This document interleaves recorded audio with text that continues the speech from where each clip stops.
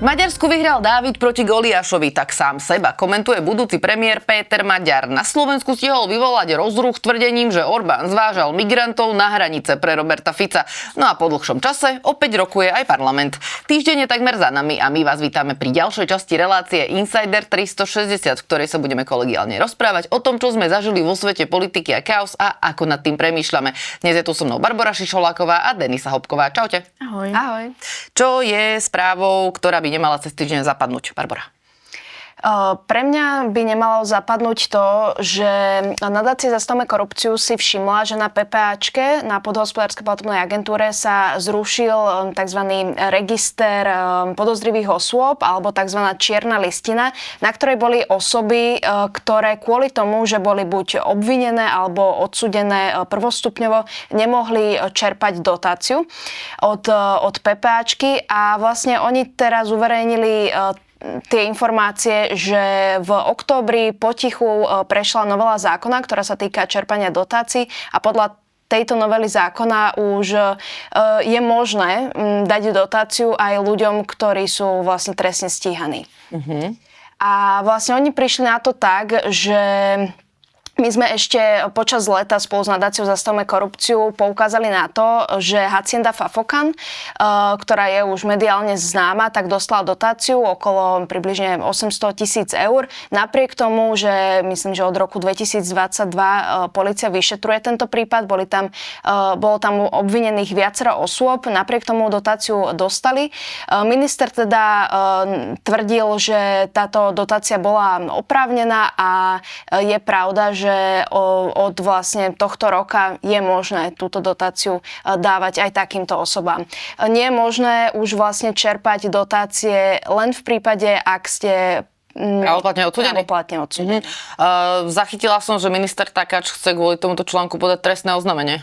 Na nadáciu Zastavme korupciu. On to vlastne celé považuje za klamstvo a výmysly. Je to teda jeho nejaká taká prirodzená reakcia na ten článok. Hej.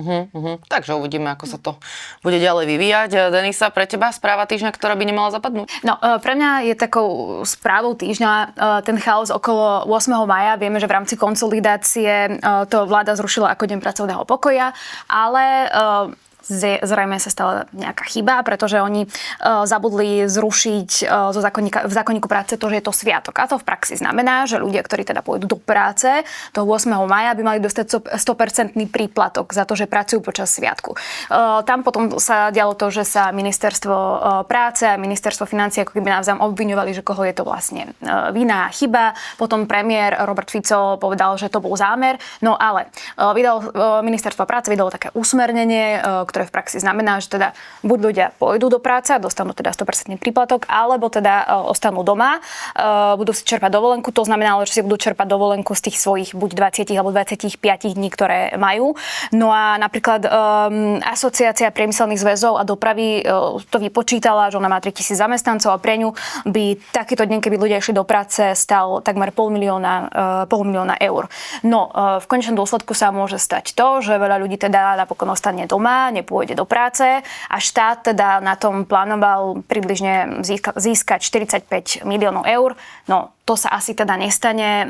Denník N mal aj taký výpočet, že by možno na tom mohli získať 15 miliónov. Takže tak to teda dopadlo ten 8. maj. Tak to je taká zaujímavosť, čo ma zaujala, že taký ten chaos okolo toho. Ja som včera pozerala v parlamente plamennú výmenu medzi poslankyňou Petrík a ministrom práce počas hodiny otázok a tá sa o tom presne pýtala na tento chaos s tým, že vlastne je tam ešte vraj iný problém, že ľudia, ktorí majú deti, tak niektoré tie deti dostanú ako keby riaditeľské voľno, či také čosi. A že teraz, že je vlastne nikto nevie, že každý to bude mať inak, že jeden ide do školy, nejde do školy, ide do práce, nejde do práce, bez príplatku, s príplatkom a tak ďalej. A minister práce tiež hovoril, že to mal riešiť niekto iný a potom, že on sa veľmi teší za to, že ľudia budú mať príplatky. Takže to bola jediná reakcia. Niekto pôjde do práce, bude mať príplatok, niekto ostane doma a presne sa deje to, že niektoré školy dávajú voľno a to samozrejme ovplyvní aj tých rodičov, takže je to také chaotické, celé uvidíme toho 8. maja. A ešte by ma zaujímalo, že ako to budú mať živnostníci. Ale nevedom, či ideme teda do práce.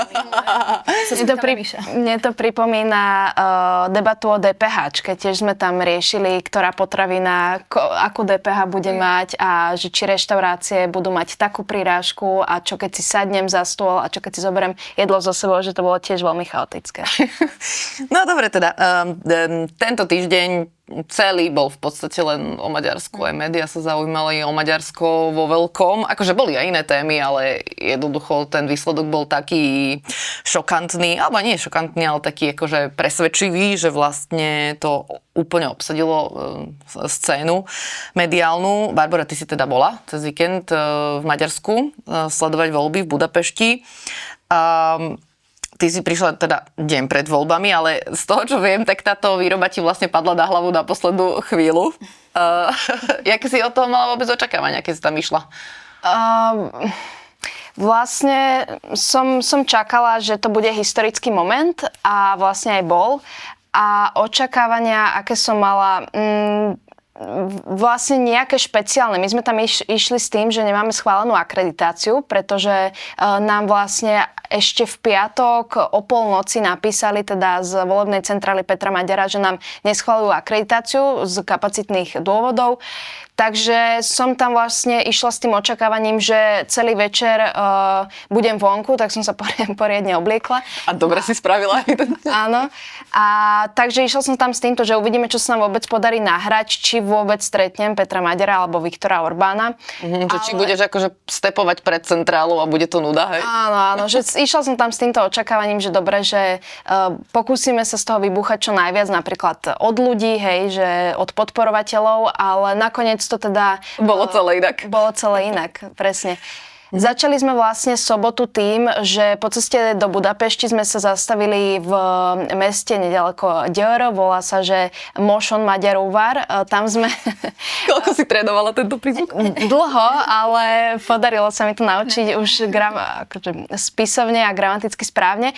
A tam sme vlastne urobili anketu s ľuďmi, ale tá anketa vyzerala trochu zvláštne, lebo ja neviem po maďarsky, ale chcela som tam počuť, že či ľudia budú voliť viac Petra Maďara alebo Viktora Orbána, nakoľko v predchádzajúcich voľbách tam vždy s veľkým náskokom vyhrával Viktor Orbán. Považuje sa to mesto za akúsi baštu Fidesu, aj kvôli tomu, že Győr je priemyselné mesto, ľudia často chodia do automobilky za prácou práve do Győru. A tak som sa vlastne pýtala, že či Peter Maďar alebo Viktor Orbán. Zdalo sa mi, aspoň z takých reakcií, že viac tam teda volili Viktora Orbána alebo budú voliť. A stala sa mi tam aj taká zaujímavá vec, že niektorí ľudia začali o tom viac rozprávať. Ja som im ale nerozumela, tak som sa aspoň tvárila, že teda im rozumiem. Tak ale mala si tlmočenie so sebou, nie? No práve, že tam ešte nie. My sme mali tlmočenie zabezpečené až v Budapešti. A tu som išla len tak, že vyskúšame, že čo to dá, ale stala sa mi tam zaujímavá vec, že sme sa rozprávali s Čechom. Ja som mu dávala otázky po anglicky. On mi lámavou maďarčinou odpovedal a vlastne až keď som sa v Budapešti stretla vlastne s našim maďarským kolegom, ktorý mi to celé preložil, tak povedal, že on medzi rečou povedal, že je z Česka. Čože ja som nemala šancu vedieť v tom rozhovore po anglicko-maďarsky, tak vlastne až tam som zistila, že my sme sa úplne bez problémov mohli super porozprávať československy, ale rozprávali sme anglicko-maďarsky. No a potom vlastne išli sme do Budapešti a večer nás vlastne čakal posledný meeting Viktora Orbána. Ten bol pre mňa veľmi zaujímavý, tam vlastne niektorí ľudia čakali na vlastne... Takto, že ty si nedostala akreditáciu k Petrovi Maďarovi, to je akože pochopiteľné, asi aj z tých kapacitných dôvodov, keďže tam bolo, neviem, milióny novinárov tam museli byť. A keď to bolo u Viktora Orbána, tam ti aspoň odpísali? Tam ani neodpísali. Čiže tam sme... Ale išla si tam tak či tak? Išli sme to vyskúšať, áno. To už bolo v nedeľu a k tomu sa môžeme dostať potom, že ako to vyzeralo, alebo teraz? Teraz, no to hovoríme teraz. My sme tam vlastne išli v nedeľu s tým, že vyskúšame ísť aj k Viktorovi Orbánovi, aj k Petrovi Maďarovi. U Viktora Orbána nám hneď povedali, že teda nie, nás tam nepúšťajú, bolo tam tiež samozrejme veľa novinárov, tak sme strávili aspoň nejaký čas pred tou volebnou centrálou, či tam aspoň uvidím nejakého politika, možno známejšieho z Fidesu, ale napokon sme stretli len nejakých pár podporovateľov Viktora Orbána a napríklad jedného takého známeho v Maďarsku reportéra, ktorý je, alebo moderátor komerčného rádia, tak s ním sme prehodili pár slov a potom sme sa teda premiestnili pred volebnú centrálu Petra Maďara a tam sme to aj tak skúsili, aj keď som tu akreditáciu. Ja som videla, že ty si sa tam nejako prepašovala nakoniec zase. To sa ti ako podarilo? No proste sme to skúsili a bez problémov nám dali vstup. Dali nám kartičku a išli sme, neviem ako je to možné, ale boli sme jednoducho na tom zozname, takže dobre, že sme to skúsili a vlastne boli sme tam celý večer. Tam už sme zostali. Nakoniec sa ale aj tak všetky tieto reakcie a oslavy presunuli von, lebo v tej centrále to asi bola nuda, či jak to tam vyzeralo? Vyzeralo to tam tak, že my sme všetci novinári, boli nás naozaj že desiatky, boli zatvorení v jednej prezmiestnosti a vedľa v miestnosti bol vlastne celý štáb okolo Petra Maďara a on sa k nám vlastne prihováral asi dvakrát cez telemost. Čo je ináč také? Z vedľajšej miestnosti. Z vedľajšej miestnosti, čiže my sme ho dokonca, ja konkrétne nie, ale ostatní kolegovia, niektorí ho dokonca videli cez okno, že ako tam má tlačovku pre nás, hej. Strašne divné. Bolo to zvláštne, ale ja to na jednej strane asi aj rozumiem, lebo tá miestnosť vedľa, tam by sa naozaj že zmestil len zlomok nás, kde on bol. Samozrejme sa mohol prísť medzi nás, ale takto sa rozhodli, no. No. Dobre teda, no nakoniec sa to ale celé vlastne presunulo von. To vyzeralo, ako keby oni rátali s tým, že už vyhrajú, lebo tam mali pripravené. To vyzeralo, že tak asi tak neimprovizovali. Asi nemyslím si, že od začiatku to mali strategicky a logisticky pripravené, aby sa on vlastne cez ten dáv dostal, lebo my sme tam išli naozaj, že už o nejakej 7:00, on mal prvý príhovor okolo 11:00 a tam už bola, že masa ľudí, cez ktorú bol problém sa dostať a on vlastne z tej jeho miestnosti mal vytvorené zábrany a mal tam vyslovene taký chodníček k pódiu. To pódiu bolo veľmi ďaleko, čiže musel prejsť celým tým chodníkom a tam išiel takým pomalým krokom s vlajkou, teda za sebou pomedzi tých ľudí a on nemal problém, ale my keď sme sa snažili dostať k tomu pódiu, nám sa to aj nepodarilo, že cez tú masu ľudí, ktorá tam čakala naozaj že hodiny na tom pódiu, takže. Ako sa pracuje novinársky v dave? To musí byť celkom strihačská výzva, nie? Jak ste fungovali? Bolo to aj trochu nebezpečné byť tam s kamerou, lebo už potom máš aj okolo seba opitých ľudí. Mne sa stalo tiež, že som skoro spadla. Nie je opitá. Nie je opitá. Ale tiež sa na mňa zvalil jeden človek a taký akože väčší chlap. A rovnako kolega kameraman sa tam musel predierať s tou kamerou. Dával pozor na tú kameru, stále ju mal hore. Čiže je to samozrejme atmosféra, je to dobré tam byť, ale treba dávať pozor aj na seba trochu medzi tými ľuďmi. No ale celkovo akože z tej prezmiestnosti sa pracovalo dobre, pokiaľ sme nepotrebovali niečo poslať do redakcie, pokiaľ sme videli už, že mal príhovor medzi tým Viktor Orbán, ktorý teda uznal prehru, tak to sme automaticky potrebovali poslať kolegom, ktorí to tu zostrihali v Bratislave a teda potrebovali sme to vydať na náš web a v tom prípade nastali prvé problémy, lebo tam nebol internet. Bola tak preťažená sieť vzhľadom na to, koľko tam bolo ľudí, koľko bolo v tej miestnosti živých vstupov a živého prenosu, tak sme museli utekať asi podľa mňa takých 10 minút, možno necelých 10 minút od tej centrály preč, kým sme vlastne došli na najbližšie miesto, kde bol internet. Ty si nám posielala do redakcie takú fotografiu, to si môžeme pozrieť. Ako pracuješ na Smetiaku? Na Smetiaku je nejaký lepší internet? No, bol to prvý improvizovaný stôl, kde sa dal položiť notebook, takže nešla som podľa Smetiakov, ale išla som podľa toho, kde sa dal položiť notebook. Akože vybrala si papier, lebo tam si mala pocit, že bude najmenej špinavý? No, tak ten najmenej smrdel, hej. Že kebyže sme pri zmiešanom odpade, tak to by sa horšie pracovalo.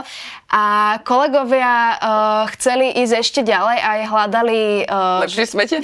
Hľadali lepší alebo dôstojnejší stôl, ale teda ja som zostala pri papieri, lebo to bolo najbližšie, kde sme chytili internet, takže a robilo sa odtiaľ dobre. No, vyzeralo to tak vlastne, keď si to pozeral z diaľky alebo v telke, alebo tak, že vlastne z toho meetingu sa stala najväčšia pouličná party v Strednej Európe nakoniec. Vyzeralo to tak, presne, hlavne v čase teda okolo tej 22. hodiny, kedy Viktor Orbán prvýkrát prišiel pred ľudí, mal tlačovku, že teda uznáva prehru, vtedy bolo počuť najväčší ako keby dáv a krík tých ľudí, lebo bolo definitívne jasné, teda, že už sa čakalo na Petra Maďara, kedy príde on s jeho prejavom a následne presne aj tie emócie na tom pódiu. Následne aj keď Peter Maďar odišiel, tak tá party pokračovala, že hodiny potom. My sme mali ubytovanie asi 7 minút od tej centrály pešo a ja som to ešte teda na hotelovej izbe veľmi hlasno počula, ako sa tam tí ľudia tešia a aj bol problém zaspať. Kolega, ktorý bol 50 minút od toho, tak tiež ešte z ulic počul, ako sa ľudia tešia. Čiže tá party bola že naprieč celou Budapešťou. Dokedy ste to sledovali? My sme to sledovali asi do 2:00 rána a kolega potom ešte, teda jemu sa nechcelo spať, tak išiel ešte fotiť tých ľudí a vznikli aj veľmi pekné také momentky na tých uliciach. No. Ty si pripravila ešte jedno video, že ako to vyzerá, keď všetci idú domov a ty pracuješ?